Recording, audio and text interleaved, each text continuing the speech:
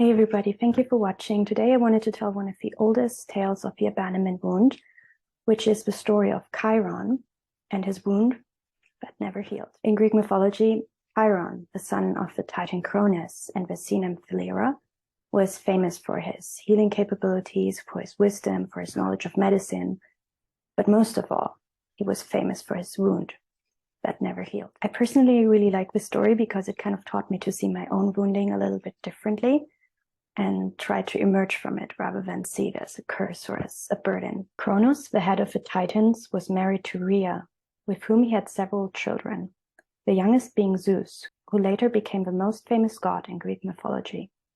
Cronus lusted after the nymph Philyra, and as he tried to escape the eyes of his wife, he transformed into a stallion, fathering a child with her, with the upper body of a man and the lower body of a horse, named Chiron. Philyra was disgusted at the sight of Chiron, and in shame abandoned the baby at Mount Pelion in Thessaly. Abandoned by both his parents, Chiron received his first wound, the wound of abandonment that would fester in his core for the rest of his life. One day, Chiron was found by the god Apollo, who taught him everything about healing, music, and prophecy, and his twin sister Artemis, who taught him hunting and archery. The little centaur Chiron mastered every single field and became highly skilled in the art of healing. It is said that he invented medicine and pharmacy, and that he was skilled with the hands, attracting many students who wanted to learn from him later in life. Some of the known heroes, such as Perseus, Theseus, and Achilles, were taught by Chiron. When he was older, Chiron received his second wound, being accidentally struck by an arrow in battle. Even though he was known to be a skilled healer, he was never able to heal his own wounds, and as he was immortal, he was doomed to live in unbearable pain. One day, he made a deal with Zeus, sacrificing his immortality for somebody else, to be able to finally escape the pain of the wound.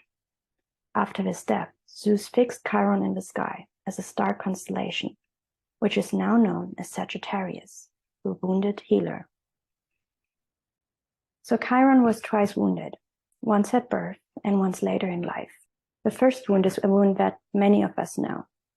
It's a deeply painful wound of rejection, abandonment, which is experienced from being different, an outsider. He was lucky that he was found by Artemis and Apollo, because they taught him everything he needed to know to transform his world from wounding to fulfillment.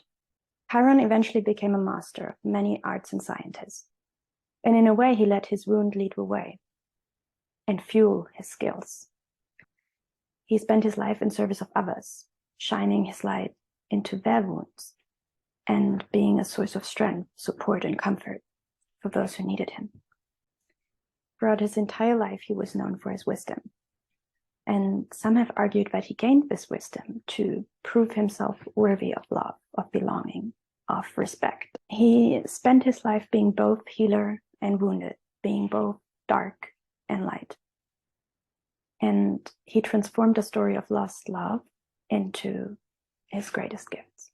We all have wounds within us, whether they come from rejection by a parent, bullying, heartbreak, trauma, severe adverse life events. Wounds are part of each and every one of our lives. And some are really small, others are overwhelmingly painful, impacting every area of our lives. And many of the wounds we carry are first inflicted in childhood and then kind of carried throughout life. But I believe what we can learn from Chiron's story is that even the greatest, most painful wound can become the greatest gift. And it is often that some of the most greatest talents that we have are found in the wound. And while wounds hold a lot of pain and burdens and stress in them, they also hold immense treasure. And I believe that the sense of beauty that you can find in a wound cannot be found in any other way. I believe that when we grow up or are exposed throughout life to very poisonous circumstances, it is our purpose to become, in a way, the antidote to that poison. I really like what the Persian poet Rumi says. He says, "The wound is where the light enters you," which means a wound may cause many tears, but if you let them those tears can turn into beautiful diamonds. We kind of have a choice to let those wounds fester and merge with our shadows and overtake our lives until one day they kind of dictate every single thing in our lives. And just like Chiron, we eventually drown in them.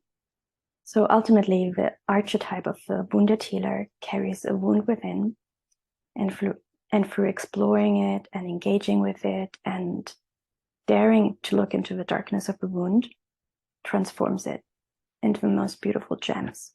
In the depths of the wound, in the darkness, we can find the beauty of our own light. In the depths of the wound, in the greatest darkness, we can find the beauty of our own light. And this light can light up the greatest darkness with stars. So this was the story of the wounded healer. I hope you liked it. And anyway, this is what how I see the concept of the wounded healer, that even if our souls get broken, we can sew them back together with threads of gold and create something more beautiful out of that. So I hope this was helpful. Thank you for watching. Thank you for liking, sharing, subscribing, and see you soon.